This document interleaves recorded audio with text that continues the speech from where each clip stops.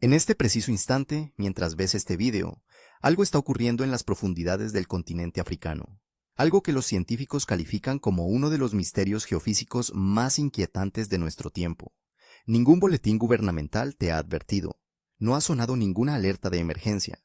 Es silencioso, invisible, y se ha estado gestando durante millones de años, a casi 3.000 kilómetros bajo la superficie, en el límite entre el núcleo líquido y abrasador de la Tierra y el rígido manto que lo recubre, yace una masa colosal de roca ultradensa. No es una pequeña anomalía, es una estructura del tamaño de un continente, que se eleva 900 kilómetros en altura, totalmente inaccesible para cualquier taladro o sonda jamás construida. Los científicos la llaman la Gran Provincia Africana de Baja Velocidad de Corte. Entre ellos la llaman la masa. Y la masa lleva haciendo algo desde hace mucho, mucho tiempo.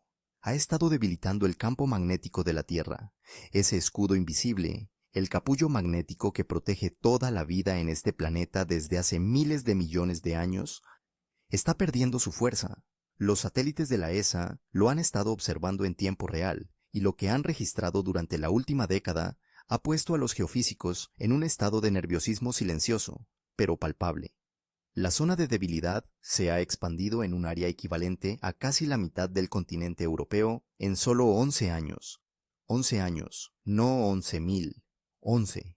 Los teóricos de la conspiración ya están gritando sobre inversiones de polos, desplazamientos continentales, bases alienígenas y el fin de la civilización.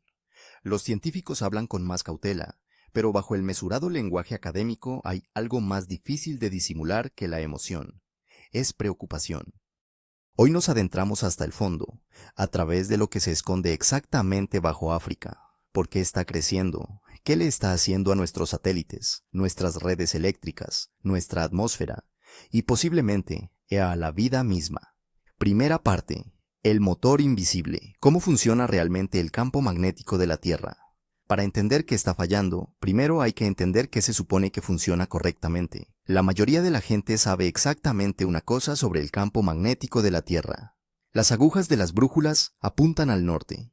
Detrás de esa simple observación se esconde un mecanismo tan colosal, tan intrincado y tan poco comprendido incluso hoy en día, que los físicos que han dedicado toda su carrera a él te dirán con total sinceridad que seguimos haciendo conjeturas sobre los detalles. Imagina el núcleo. En el corazón mismo de la Tierra se encuentra una esfera sólida de hierro y níquel del tamaño aproximado de la Luna, unos 2.400 kilómetros de diámetro, calentada a más de 5.000 grados Celsius. Más caliente que la superficie del Sol. La presión que la mantiene sólida no es la temperatura, sino la fuerza gravitatoria pura, más de 3 millones de veces la presión atmosférica. Alrededor de esa esfera interna se encuentra el núcleo externo, un océano de metal líquido de unos 2.200 kilómetros de espesor, hierro, níquel, trazas de azufre y oxígeno en constante movimiento de agitación. El calor del núcleo interno calienta la base de este líquido, impulsándolo hacia arriba. Se eleva, se enfría, se hunde, se calienta de nuevo. La misma convección que se observa en una olla de agua, salvo que la olla mide 6.000 kilómetros de diámetro y el agua es hierro líquido. A medida que la Tierra gira, el efecto Coriolis retuerce esas columnas de metal que suben y bajan, convirtiéndolas en espirales, y organiza la convección en algo mucho más estructurado que una simple olla hirviendo. Aquí es donde la física nos ofrece uno de sus trucos más elegantes y aterradores. Cuando un fluido conductor de electricidad se mueve a través de un campo magnético existente, genera corrientes eléctricas. Esas corrientes producen nuevos campos magnéticos. Esos campos redirigen el fluido. El nuevo movimiento genera más corrientes crean campos más fuertes. Todo el sistema se alimenta a sí mismo, se amplifica y se sostiene. Los físicos llaman a esto el geodinamo, un generador autosostenible del tamaño de un planeta. Este generador lleva funcionando al menos 3.500 millones de años. Lo que produce es la magnetosfera, una vasta burbuja asimétrica de influencia magnética que se extiende 60.000 kilómetros hacia el Sol, con forma de lágrima empujada hacia atrás por el viento de un huracán. Ese huracán es el viento solar. El Sol se despojaba de sí mismo de forma constante y violenta, lanzando partículas cargadas hacia el exterior a una velocidad de entre 400 y 800 kilómetros por segundo, cada segundo, sin cesar. Sin la magnetosfera, esa corriente sería letal. Despojaría a nuestra atmósfera tal y como despojó a la de Marte, molécula a molécula. Es casi seguro que Marte tuvo una atmósfera densa, agua líquida y tal vez las condiciones para la vida. Luego, su campo magnético desapareció. El viento solar pasó los siguientes miles de millones de años erosionándolo todo. Hoy en día, la atmósfera marciana tiene menos del 1% del espesor de la terrestre. Los océanos han desaparecido, la superficie es un desierto helado e irradiado. La magnetosfera de la Tierra es la razón por la que ese destino no nos ha sobrevenido. Cuando el viento solar golpea la magnetosfera, es desviado, fluyendo alrededor del planeta como el agua que fluye alrededor de una piedra en un río. Las partículas más energéticas sí penetran a lo largo de las líneas del campo cerca de los polos, descendiendo en espiral hacia la atmósfera superior, donde chocan con moléculas de nitrógeno y oxígeno y liberan energía en forma de luz. Eso es la aurora boreal y la aurora austral. Así es como se ve cuando el escudo de la Tierra funciona exactamente como se pretende. Pero hay un lugar en la Tierra donde el escudo no funciona como debería, un lugar donde nunca ha funcionado del todo bien. Un lugar que, en la última década, ha ido empeorando de forma notable, cuantificable y demostrable. Ese lugar es la anomalía del Atlántico Sur, y es el centro de todo lo que viene a continuación. Segunda parte. El agujero en el techo. La anomalía del Atlántico Sur y por qué aterroriza a los ingenieros. La anomalía del Atlántico Sur no fue descubierta por un satélite. La descubrieron los marineros. En el siglo XIX, a medida que aumentaba el tráfico marítimo a través del Atlántico Sur, los navegantes comenzaron a informar de algo extraño. Sus brújulas se comportaban de forma extraña en una amplia zona que se extendía aproximadamente entre el extremo sur de Sudamérica y la costa suroeste de África.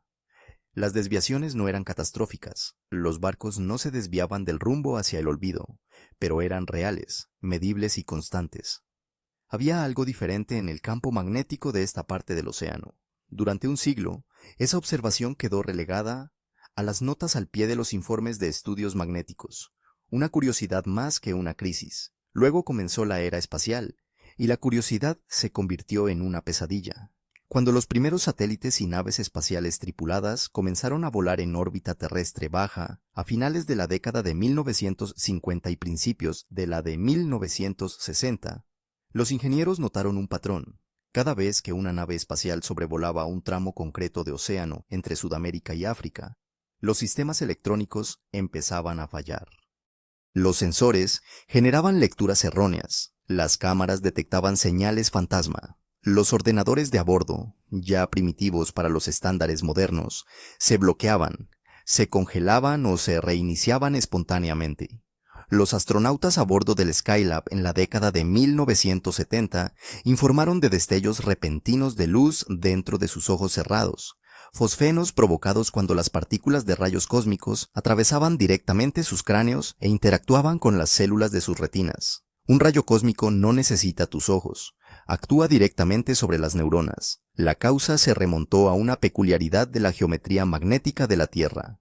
El eje magnético de la Tierra no está alineado con su eje de rotación, está inclinado unos 11 grados, y además, el centro geométrico del campo magnético está desplazado del centro físico del planeta.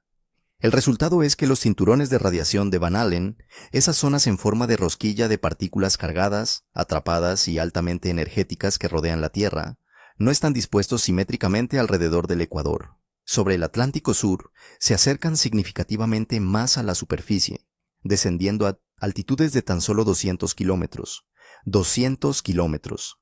Eso está apenas por encima del umbral de la órbita terrestre baja. Ahí es donde se encuentra la Estación Espacial Internacional. Piénsalo como un defecto estructural en el techo de un edificio. La estructura principal es sólida, el edificio se mantiene en pie, el techo aguanta. Pero en una esquina hay un punto bajo persistente donde se acumula el agua de lluvia y se filtra. Todo lo que pongas debajo de esa esquina se moja. Para las naves espaciales, mojarse significa ser bombardeadas con radiación que ningún refuerzo electrónico convencional puede desviar por completo. Significa una cascada de fallos de evento único. Cambios de bits individuales en la memoria que pueden corromper datos o bloquear sistemas. Significa una degradación acelerada de los paneles solares, los sensores y las placas de circuitos. Significa misiones de menor duración y mayores costes de sustitución. Esto no es teórico. El telescopio espacial Hubble suspende habitualmente ciertas observaciones sensibles cuando atraviesa la anomalía. La ISS cuenta con blindaje contra la radiación específico para los habitáculos de la tripulación, diseñado especialmente para el paso por esta zona. Los satélites de navegación, los satélites de comunicaciones, los satélites de observación de la Tierra. Todos ellos acumulan daños por radiación más rápidamente cuando sus órbitas los llevan a sobrevolar la anomalía del Atlántico Sur, lo cual, en el caso de la órbita terrestre baja, ocurre varias veces al día. En 2007, la constelación de satélites Globalstar sufrió una serie de anomalías y fallos atribuidos directamente a la exposición a la radiación durante los pasos por la anomalía. A medida que la anomalía se expande, incidentes similares serán más frecuentes, más graves y más costosos. Pero aquí es donde la historia deja de tratar sobre reparaciones de satélites inoportunas y empieza a tratar sobre algo mucho más fundamental. La anomalía no es estática, está creciendo. Y está creciendo más rápido que hace una década. Tercera parte. Enjambre, datos y una alarma silenciosa. Lo que han estado observando los satélites de la ESA. En noviembre de 2013, la ESA lanzó 3 satélites idénticos a la órbita polar, con un único propósito: cartografiar el campo magnético de la Tierra con mayor precisión que nunca. La misión se denominó SWARM. 11 años de datos continuos después, SWARM nos ha revelado cosas que antes eran imposibles de saber, y algunas de las cosas que nos ha revelado son realmente inquietantes. Entre 2014 y 2025, la anomalía del Atlántico Sur se expandió en una superficie equivalente a casi la mitad de Europa continental. Francia, España, Portugal, los países del Benelux, una parte importante de Alemania. Imagínate todo eso sumándose de repente a una zona de radiación elevada. Esa es la magnitud del crecimiento, en poco más de una década. Pero la expansión no es uniforme, y esa falta de uniformidad es donde las cosas se ponen interesantes y alarmantes. En 2020, los científicos de SWARM identificaron un núcleo secundario de debilitamiento que había comenzado a desarrollarse al suroeste de África. Esencialmente, un segundo mínimo formándose dentro de la anomalía ya debilitada. El centro original se había situado aproximadamente sobre el Océano Atlántico, al este de Sudamérica. Este nuevo mínimo se estaba formando mucho más cerca de África. El profesor Chris Finlay, de la Universidad Técnica de Dinamarca, uno de los autores principales de la investigación publicada en Physics of the Earth and Planetary Interiors, describió la situación con palabras que cualquier científico sabe que tienen más peso del que parecen tener a simple vista. La anomalía del Atlántico Sur no es una característica única y uniforme. Está evolucionando de forma diferente hacia África y hacia Sudamérica. Algo concreto está ocurriendo en esta región que está provocando que el campo se debilite con mayor intensidad. Algo particular. Cuando un profesor de geomagnetismo utiliza la expresión algo particular, no está siendo caprichoso. Está utilizando el lenguaje más cuidadosamente matizado del que dispone la ciencia académica para comunicar. Estamos observando algo que nuestros modelos no predijeron por completo, y no entendemos del todo por qué está sucediendo de esta manera. Los datos de SWARM también revelaron el mecanismo, parches de flujo magnético inverso. Esto requiere un momento para visualizarlo correctamente, porque es contrario a la intuición y realmente extraño. Imagina el campo magnético de la Tierra como un vasto prado de hierba alta. En el hemisferio sur, las líneas del campo magnético emergen del núcleo, crecen hacia arriba a través del manto, irrumpen en la superficie y se arquean hacia el espacio antes de curvarse de nuevo hacia abajo en los polos. Eso es lo normal. Eso es lo que se supone que produce el dínamo magnético. Líneas de campo coherentes y organizadas que salen del núcleo en el hemisferio sur y vuelven a entrar en los polos. Pero las mediciones de SWARM revelaron que, bajo la anomalía del Atlántico Sur, está ocurriendo algo diferente. Hay zonas del límite entre el núcleo y el manto donde las líneas de campo hacen lo contrario. En lugar de emerger del núcleo, se curvan hacia atrás y se sumergen hacia el interior. Como si la hierba hubiera empezado a crecer de alguna manera con las raíces apuntando hacia arriba. El campo ha invertido localmente su dirección. Estas zonas de flujo inverso no son estacionarias, se mueven, derivando lentamente hacia el oeste, en dirección a África, y a medida que se desplazan, anulan el campo normal que hay sobre ellas, reduciendo la intensidad neta del campo magnético en la superficie y en la atmósfera suprayacente. Son, en el sentido físico más directo, la causa de la expansión de la anomalía. Pero ¿qué está causando las propias manchas de flujo inverso? ¿Por qué está ocurriendo esto aquí, bajo esta región, y no de manera uniforme en todo el planeta? Para encontrar la respuesta tenemos que profundizar, mucho más. Tenemos que ir hasta el límite entre el núcleo externo líquido y el manto sólido, a 2.900 kilómetros por debajo de donde está sentado ahora mismo. Y tenemos que encontrarnos con el blob. Cuarta parte. El blob, un monstruo del tamaño de un continente en el fondo del mundo. El nombre científico oficial es Provincia Africana de Baja Velocidad de Cizallamiento. El nombre es preciso, pero nada glamuroso. Describe exactamente lo que es. Una región bajo África donde las ondas sísmicas de cizallamiento viajan más lentamente de lo esperado. Los geofísicos, que son seres humanos con un sentido del drama bajo el vocabulario técnico, simplemente lo llaman el blob. Para entender cómo sabemos que existe, hay que entender la tomografía sísmica. Cuando se produce un gran terremoto en cualquier lugar de la Tierra, no se limita a sacudir la región circundante. Envía ondas sísmicas que se propagan hacia afuera en todas direcciones, no solo a través de la superficie, sino directamente a través del interior del planeta. Estas ondas viajan a velocidades que dependen de la temperatura, la densidad y la composición del material por el que pasan. El material más caliente y menos denso las ralentiza. El material más frío y más denso las acelera. Una red global de sismómetros registra estas ondas. Al analizar las minúsculas diferencias en los tiempos de llegada y las características de las ondas en miles de estaciones de todo el mundo, los geofísicos pueden reconstruir matemáticamente por dónde han pasado las ondas, básicamente realizando una resonancia magnética de todo el planeta, utilizando los terremotos como señal de imagen. Lo que esta técnica ha revelado es extraordinario. En lo más profundo del manto, justo por encima del núcleo externo líquido, hay dos estructuras enormes donde las ondas sísmicas son significativamente más lentas que en el manto circundante. Una se encuentra bajo África, la otra bajo el Océano Pacífico Central. Ambas son enormes, más allá de lo que la mente humana puede comprender. El African Blob tiene aproximadamente 1.000 kilómetros de altura, unas 100 veces más alto que el Everest. Su extensión horizontal abarca varios miles de kilómetros. No es pequeño, no es sutil. Es una anomalía a escala continental en el límite más profundo accesible de nuestro planeta, y es casi seguro que lleva allí cientos de millones de años, posiblemente mucho más. ¿De qué está hecho? No podemos perforar hasta él, ni tomar muestras. Solo podemos hacer conjeturas. Una hipótesis. Antigua corteza oceánica subducida al manto a lo largo de miles de millones de años, acumulándose en la base como sedimentos en el fondo de un enorme acuario. Una segunda hipótesis, más espectacular, tiene que ver con la Luna. Hace unos 4.500 millones de años, un planeta aproximadamente del tamaño de Marte, llamado Theia, colisionó con la prototierra en un cataclismo de una violencia incomprensible. El impacto vaporizó parcialmente ambos cuerpos, lanzó escombros a la órbita que se fusionaron para formar la Luna y cambió la Tierra para siempre. Según esta hipótesis, una parte de Theia nunca se fue. Se hundió hasta la base del manto y allí se quedó.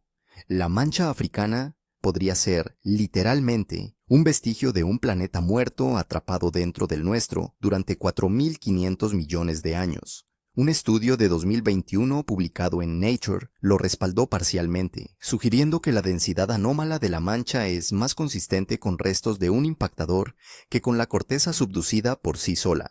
La implicación, que estamos caminando sobre un planeta que contiene fragmentos de otro mundo en su subsuelo, es difícil de asimilar emocionalmente. Sea cual sea su origen, la influencia de la African Blob sobre el geodínamo se está haciendo más evidente. Un artículo de 2022 publicado en Nature Geoscience estableció que la African Blob es menos densa y significativamente más alta que su homóloga del Pacífico, lo que la hace intrínsecamente menos estable.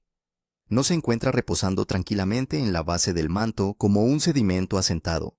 Se parece más a una burbuja gigante que lenta e inexorablemente se abre camino hacia arriba a través del manto y al hacerlo, altera los patrones de flujo convectivo en el núcleo externo líquido, justo por encima del límite entre el núcleo y el manto.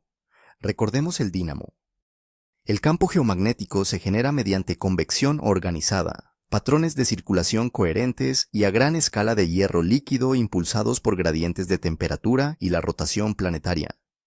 El blob es como una roca lanzada al interior de la maquinaria. El sistema sigue funcionando, pero el resultado se vuelve irregular. Los patrones de convección cerca de la zona de influencia del blob se distorsionan, y esas distorsiones producen exactamente el tipo de parches de flujo inverso que Swarm ha estado observando bajo el Atlántico Sur, lugares donde las líneas de campo se pliegan sobre sí mismas, cancelando localmente el campo normal y creando la zona de debilidad en expansión por la que los satélites pasan en superjuicio varias veces al día. Quinta parte. ¿Tiene algo de esto realmente importancia? ¿Por qué la anomalía no está solo al otro lado del océano? Llegados a este punto, un espectador sensato podría objetar con razón. De acuerdo, el campo magnético es más débil en una zona del océano entre Sudamérica y África. Allí no hay ciudades, ningún ser humano vive en esa franja de agua. Los peces y las aves marinas no presentan informes técnicos de incidentes. ¿A quién le importa? La respuesta es, a ti, lo sepas o no. Empecemos por la preocupación más concreta e inmediata, la infraestructura satelital sobre la que se sustenta la civilización moderna. Tu smartphone sabe dónde estás gracias a los satélites GPS.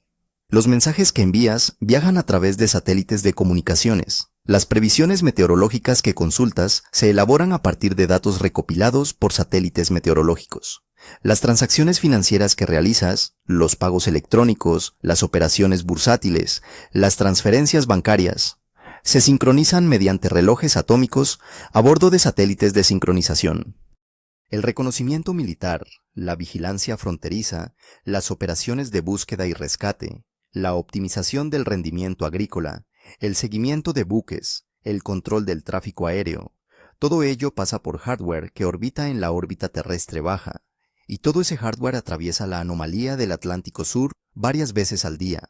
Cada paso por la anomalía supone una dosis de radiación. Cada dosis de radiación degrada gradualmente los componentes, aumenta la probabilidad de un fallo por evento único y acorta la vida útil del satélite. A medida que la anomalía se expande, cada paso se hace más largo. Unos pasos más largos significan dosis más altas. Unas dosis más altas significan más fallos, con mayor frecuencia y antes. Esto no es hipotético. En 2007, la red de satélites Global Star sufrió fallos en cadena relacionados con la exposición a la radiación de la anomalía.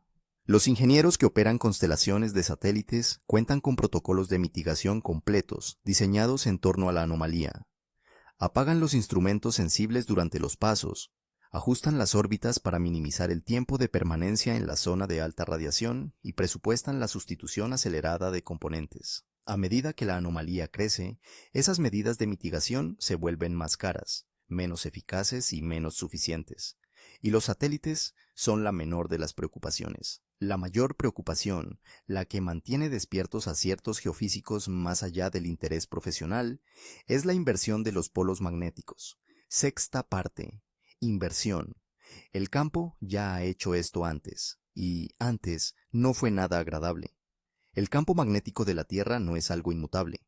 El registro geológico revela una historia de inestabilidad radical. En los últimos 83 millones de años, los polos magnéticos se han invertido al menos 183 veces. El norte se convirtió en sur, el sur se convirtió en norte. Los intervalos entre inversiones oscilan entre 10.000 años y decenas de millones de años, sin un patrón evidente. La última inversión completa, la transición Brunés-Matuyama, ocurrió hace aproximadamente 780.000 años. Según la media, ya nos hemos retrasado. Pero el retraso de una inversión geomagnética tiene exactamente el mismo poder predictivo que el retraso de un gran terremoto. Sabes que, tarde o temprano, ocurrirá. No puedes saber cuándo. Una inversión no es como pulsar un interruptor. Es un proceso que lleva de cientos a miles de años. La fase más peligrosa no es la inversión en sí misma, sino la transición. Primero, el campo se colapsa. la estructura dipolar organizada se desintegra. El campo se debilita hasta alcanzar tan solo entre el 5% y el 10% de su intensidad actual. En ese estado debilitado, se fractura en una docena o más de polos regionales dispersos por la superficie, apareciendo, vagando, desvaneciéndose, sin la geometría estable en la que confiamos. La magnetosfera, en este estado de transición, se asemeja únicas a un colador. El viento solar se filtra por todas partes. Las partículas cargadas llegan a la atmósfera superior en todas las latitudes del planeta, no solo en los polos. Parte séptima. Hace 42.000 años. El evento de Adams y lo que le costó a la Tierra. Durante décadas, el consenso científico sostenía que las inversiones magnéticas eran esencialmente inofensivas para la vida. La Tierra había experimentado más de un centenar de ellas.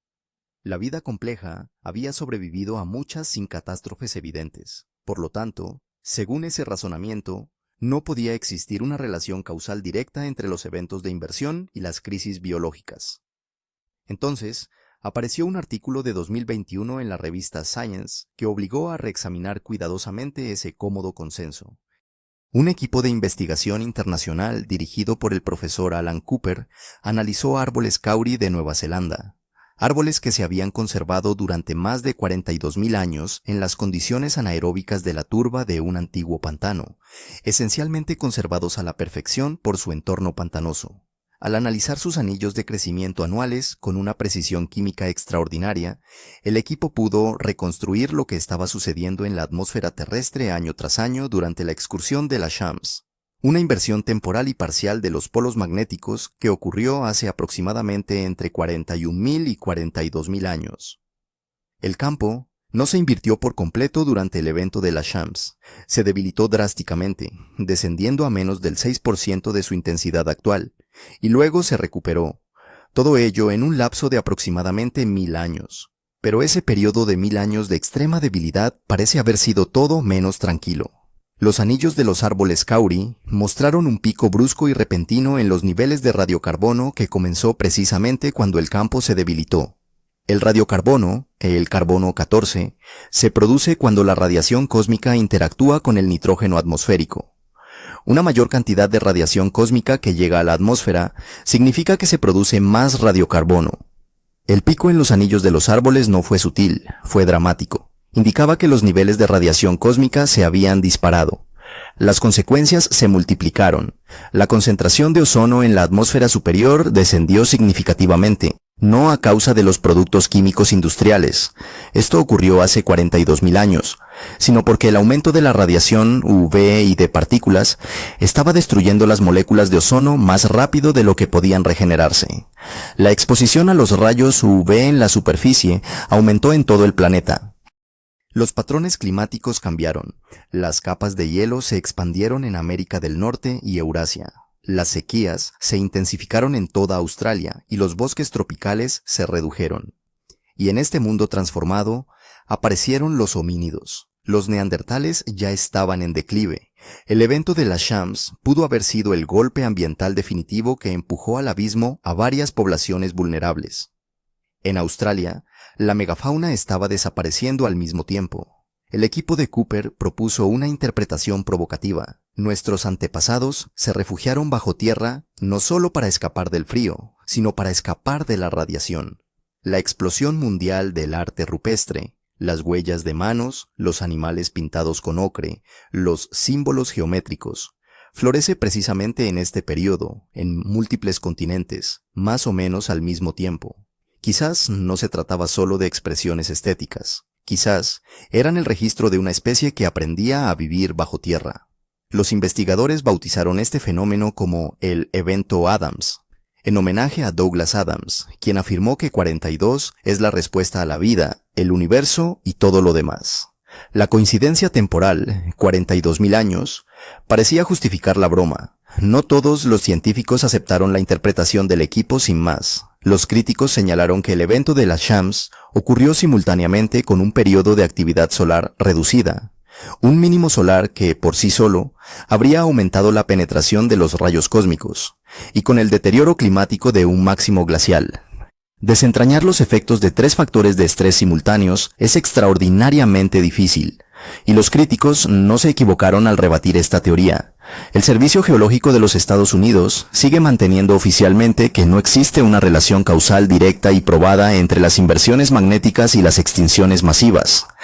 Y existe el contrapunto de la inversión de Brunés-Matuyama hace 780.000 años, una inversión completa, no una mera excursión, durante la cual el Homo erectus parece haber sobrevivido sin una catástrofe evidente. Si ellos pudieron sobrevivir a una inversión completa, quizá los humanos modernos también podrían hacerlo. Pero aquí está la diferencia crucial. El Homo erectus no dependía de redes de satélites, sistemas logísticos guiados por GPS, redes eléctricas interconectadas ni de ninguna forma de tecnología que se vuelva catastróficamente vulnerable cuando las condiciones electromagnéticas cambian rápidamente. Octava parte. El evento de Carrington en un campo debilitado. Un experimento mental sobre la civilización moderna. Hagamos un experimento mental. Los días 1 y 2 de septiembre de 1859, la tormenta geomagnética más potente de la historia conocida azotó la magnetosfera terrestre. Las auroras boreales fueron visibles hasta el sur del Caribe. Los buscadores de oro de las montañas rocosas se despertaron en mitad de la noche, pensando que era el amanecer. La red telegráfica se volvió loca. Algunas líneas continuaron transmitiendo con las baterías completamente desconectadas, alimentadas únicamente por corrientes inducidas geomagnéticamente. Todo el sistema telegráfico mundial quedó interrumpido durante días. Si un evento de la magnitud de Carrington golpeara la Tierra hoy, con la intensidad actual del campo magnético, el daño económico estimado oscilaría entre 1 y 2 billones de dólares, según estudios de la Administración Nacional Oceánica y Atmosférica y el mercado de seguros Lloyds de Londres. Perderíamos satélites. Perderíamos transformadores, las redes eléctricas de los países de latitudes altas, Canadá, Escandinavia, el norte de Rusia, sufrirían fallos en cadena que podrían tardar meses o años en repararse por completo, ya que los transformadores de alta tensión no son artículos fabricados en serie que se puedan enviar desde un almacén. Se trata de equipos industriales pesados fabricados a medida, cada uno de los cuales tarda más de un año en construirse y cuesta millones de dólares. Eso con la intensidad de campo actual. Ahora, hagamos el experimento mental con un campo del 10% de la intensidad actual, la condición que pudo haber prevalecido durante el evento de la Shams. La magnetosfera, que ya tenía fugas en el Atlántico Sur, ahora tiene fugas por todas partes. Llega el evento de Carrington. Los satélites que navegan por la órbita terrestre baja reciben dosis de radiación que destruyen por completo sus sistemas electrónicos. El GPS falla a nivel mundial. La aviación civil pierde la navegación por satélite que ahora guía a casi todos los vuelos comerciales. Los contenedores de transporte, que transportan la gran mayoría del comercio mundial en volumen, pierden los sistemas de seguimiento por GPS que gestionan sus rutas y horarios. Los transformadores de alta tensión fallan en varios continentes simultáneamente.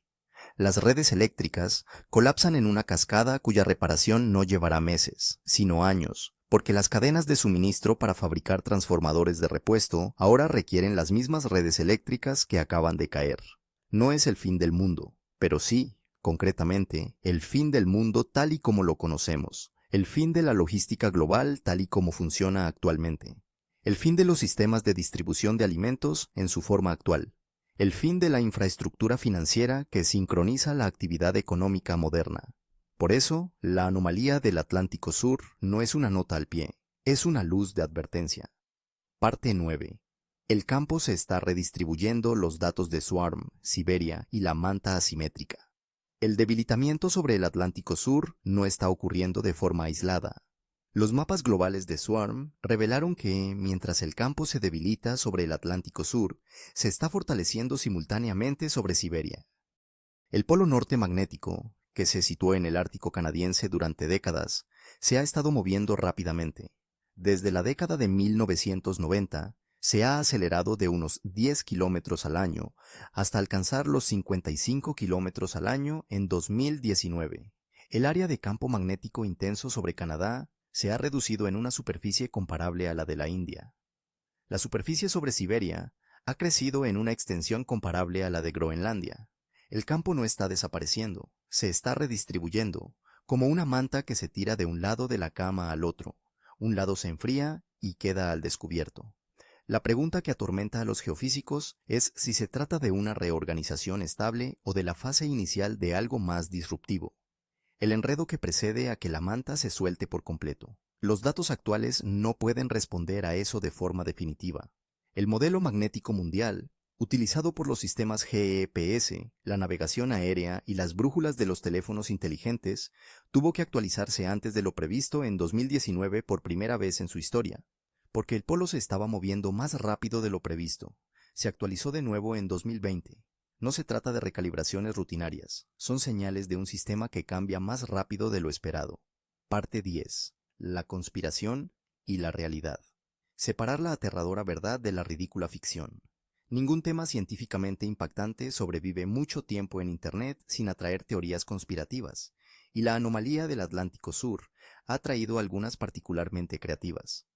La Blob, bajo África, es una base alienígena. El debilitamiento del campo magnético es una preparación para una invasión extraterrestre. La inversión de los polos hará que la Tierra dé un vuelco. Los continentes se desplazarán a nuevas latitudes y la Antártida quedará en el Ecuador. La NASA lo sabe todo y está ocultando la verdad. Esto es lo que prometía el título. Aquí lo tienes, la verdad oculta, que, según se dice, la NASA está ocultando, es que no hay nada que ocultar más allá de la ciencia clara y compleja que hemos estado analizando durante los últimos 15 minutos. La afirmación sobre la rotación física es completamente y sin lugar a dudas errónea. Los polos magnéticos y los polos geográficos se producen mediante mecanismos totalmente diferentes. Los polos geográficos vienen determinados por el momento angular y la inclinación axial, regidos por la mecánica orbital. Los polos magnéticos vienen determinados por los patrones de flujo del hierro líquido en el núcleo externo. Pueden invertir su polaridad de forma drástica sin ejercer ningún par físico sobre la Tierra sólida. Los continentes están totalmente desacoplados magnéticamente del núcleo líquido. No se mueven en respuesta a las inversiones magnéticas. Nunca lo han hecho, no pueden hacerlo. Cambiar los polos de una batería de coche no hace que el motor funcione al revés. La versión del Triángulo de las Bermudas, la anomalía hace que desaparezcan barcos y aviones, contiene una pizca de verdad rodeada de ficción. La anomalía sí afecta a la electrónica de las naves espaciales a altitudes de entre 200 y 600 kilómetros. La atmósfera terrestre proporciona un amplio blindaje para cualquier cosa a nivel del mar o a una altitud de vuelo normal. Se puede navegar por la huella geográfica de la anomalía en un crucero con total seguridad. El único peligro es el tiempo. Parte 11. Lo que realmente no sabemos, y por qué la honestidad es más inquietante que la especulación. Esta es la parte que a los científicos les resulta genuinamente difícil, comunicar sin alarmar a la gente innecesariamente o dar falsas garantías. Hay aspectos fundamentales del geodínamo terrestre que, de verdad, honestamente y estructuralmente, no podemos predecir. La inversión geomagnética es producto de una dinámica de fluidos caótica y no lineal en un sistema que no podemos observar directamente, del que no podemos tomar muestras y que solo podemos sondear mediante ondas sísmicas y mediciones magnéticas en superficie. Las ecuaciones que rigen el comportamiento del geodínamo son las mismas ecuaciones de Navier-Stokes que rigen el flujo turbulento de fluidos en general. Ecuaciones para las que no disponemos de soluciones analíticas completas y que, incluso con los superordenadores más potentes disponibles, no pueden simularse a la perfección a las escalas relevantes para el núcleo externo de la Tierra. Predecir el comportamiento futuro del campo geomagnético dentro de un siglo es, según la valoración de múltiples expertos destacados, aproximadamente tan fiable como predecir el tiempo concreto en un lugar específico dentro de un año. Tendencias generales, sí. Comportamiento específico, no. Lo que sabemos con certeza, la intensidad global del campo de la Tierra ha disminuido aproximadamente un 9% en los últimos 170 años. La anomalía del Atlántico Sur se ha estado expandiendo de forma continua desde al menos la década de 1970. El ritmo se aceleró después de 2020 con la aparición de un mínimo secundario al suroeste de África. El polo norte magnético ha estado desplazándose a velocidades históricamente anómalas desde la década de 1990. El blob no va a desaparecer. lleva existiendo cientos de millones de años. Lo que realmente no sabemos, si estos cambios conducen a una inversión completa, una desviación parcial, un debilitamiento lento y continuado, o una fluctuación temporal. Si la actividad actual del blob es un nuevo fenómeno, o una oscilación habitual en su comportamiento de millones de años, si la disminución del 9% representa una tendencia a largo plazo o un descenso temporal. La misión SWARM, inicialmente prevista para operar hasta 2017, se ha ido prolongando continuamente porque sus datos han resultado demasiado valiosos como para interrumpirla. A fecha de 2025, la ESA ha aprobado las operaciones de SWARM al menos hasta 2028 y está planificando una misión de seguimiento con instrumentación aún más sensible. Los científicos no están prolongando esta misión porque todo parezca ir bien. La están prolongando porque se ha vuelto realmente importante observar lo que ocurre a continuación. Un artículo de 2020 publicado en las actas de la Academia Nacional de Ciencias ofrecía un hallazgo potencialmente tranquilizador. Identificaba pruebas en el registro geológico de que la anomalía del Atlántico Sur, o anomalías similares a ella, han aparecido y desaparecido repetidamente durante al menos los últimos 11 millones de años en la misma región geográfica. Esto sugiere que la anomalía podría ser una característica recurrente del geodinamo, una tendencia crónica del sistema en esta región, más que un fenómeno nuevo que presagie una catástrofe inminente. Si esa interpretación es correcta, la anomalía se asemeja más a una afección crónica que a un diagnóstico terminal. Tendrá altibajos, ocasionalmente causará problemas, no precipitará el fin de la civilización. Pero incluso si nunca se produce una inversión, el nivel actual de expansión de la anomalía ya está produciendo efectos medibles, costosos y trascendentales en la infraestructura de satélites que sustenta la civilización moderna. Y si la tendencia continúa al ritmo actual, esos efectos se intensificarán. Una anomalía del Atlántico Sur que sea el doble de grande significa que cada satélite en órbita terrestre pasa el doble de tiempo expuesto a una radiación elevada durante cada pasada. Eso implica una degradación acelerada en todos los sistemas de satélites del planeta. Eso implica mayores costes, fallos más frecuentes, vidas operativas más cortas y una brecha cada vez mayor entre la durabilidad de nuestra infraestructura espacial y las exigencias que le imponemos. Parte 12. El planeta bajo nuestros pies. Sobrevivir con un escudo efímero. Consideremos el panorama general. Vivimos en un planeta cuya superficie es una delgada corteza de roca fracturada que flota sobre un manto semisólido, el cual a su vez flota sobre un océano de metal líquido de casi 7.000 kilómetros de diámetro. En el interior de ese océano, corrientes de hierro líquido circulan a decenas de kilómetros por año, organizadas por el calor y la rotación en el generador eléctrico más grande del sistema solar interior, produciendo un campo magnético que se extiende miles de kilómetros hacia el espacio.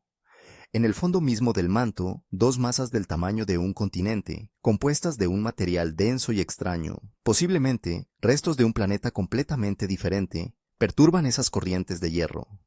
Las perturbaciones se propagan hacia arriba a través del manto, la corteza y la atmósfera, y se manifiestan como la anomalía del Atlántico Sur, una zona donde el campo protector de la Tierra es más débil, donde la radiación llega más abajo, donde las naves espaciales fallan, donde la frontera entre la seguridad y la exposición retrocede año tras año. Este campo no es eterno, no estaba garantizado, ha cambiado antes, volverá a cambiar. La historia magnética de la Tierra no es una historia de protección constante, sino una historia de fluctuaciones, inversiones, fallos temporales y recuperaciones, repetida a escalas de tiempo tan vastas que ninguna especie ha tenido que enfrentarse jamás a un ciclo completo. Hasta ahora, posiblemente, somos la primera especie en la historia de la Tierra que ha construido una civilización tecnológica mientras el campo magnético está experimentando un cambio documentado y medible. Somos la primera especie capaz de detectar ese cambio, modelarlo, debatir sus causas y consecuencias, y actuar teóricamente en función de la información. Nuestros predecesores, el Homo erectus, que sobrevivió a la inversión de Brunes Matuyama, el Homo sapiens, que se refugió en cuevas durante la excursión de la Shams, no tenían sistemas de alerta, ni satélites, ni modelos, ni conferencias. Aguantaron, se adaptaron, no planificaron. Nosotros podemos planificar. Eso no significa entrar en pánico. El pánico no es planificar. El pánico es la ausencia de planificación, el colapso del pensamiento deliberado ante la sobrecarga emocional. El equivalente humano a huir de un incendio sin fijarse en qué dirección están las salidas. La anomalía del Atlántico Sur no requiere pánico. Requiere atención, financiación sostenida para misiones de monitorización como SWARM y sus sucesoras, inversión en tecnología satelital, resistente a la radiación, desarrollo de sistemas de navegación de respaldo terrestres, para el caso de que el GPS deje de ser fiable, y planificación a largo plazo para la protección de la infraestructura eléctrica de alta tensión contra las corrientes inducidas geomagnéticamente. Ninguna de estas preparaciones es exótica. Ninguna de ellas requiere conocimientos clasificados ni conspiraciones. Son la aplicación ordinaria de la precaución ingenieril a un riesgo bien caracterizado. El mismo tipo de precaución que aplicamos a los códigos de construcción antisísmicos en zonas sísmicas, a las barreras contra inundaciones en ciudades costeras y a los sistemas de extinción de incendios en centros de datos. El planeta no nos debe estabilidad. Nunca lo ha hecho. El registro geológico es inequívoco en este punto. La Tierra es un sistema dinámico, violento y en constante cambio que, por casualidad, produjo, en un breve intervalo reciente, condiciones lo suficientemente estables como para que surgiera una civilización tecnológica. Ese intervalo no se ha cerrado, pero no hay garantía de que permanezca abierto indefinidamente, y varios de los procesos que podrían reducirlo son medibles, visibles y están en curso. Tenemos los instrumentos, tenemos los datos, tenemos la física, tenemos la capacidad de ingeniería. Lo que necesitamos, sobre todo, es la voluntad sostenida de adoptar una visión a largo plazo, tratar una amenaza geofísica que evoluciona lentamente con la seriedad que reservamos para las crisis inmediatas, incluso cuando no se manifieste plenamente dentro de ningún ciclo electoral, trimestre empresarial o vida humana, porque el blob lleva ahí cientos de millones de años. Seguirá ahí mucho después de que todos los satélites que hemos lanzado hayan dejado de emitir y hayan reentrado en la atmósfera. Pero la civilización que construyamos en respuesta a la información que nos ha proporcionado podría durar igual de tiempo, si estamos dispuestos a construirla con cuidado. Escribe en los comentarios qué es lo que más te ha impactado. El blob del tamaño de un continente situado en el fondo del manto, los ríos de hierro líquido que fluyen hacia atrás bajo África, los árboles de 42.000 años de antigüedad que conservaron el momento en que el escudo de la Tierra estuvo a punto de fallar, o el hecho de que estemos viviendo ahora mismo en un periodo en el que el campo magnético de nuestro planeta podría estar iniciando una de sus transformaciones más grandiosas y trascendentales. Espero que hayas disfrutado del vídeo. Si es así, pulsa el botón me gusta. Realmente ayuda a que este canal llegue a más personas a las que les importa comprender el mundo tal y como es, no como nos gustaría que fuera. Suscríbete si quieres seguir profundizando en la ciencia que da forma a todo lo que conocemos. Esto no ha hecho más que empezar.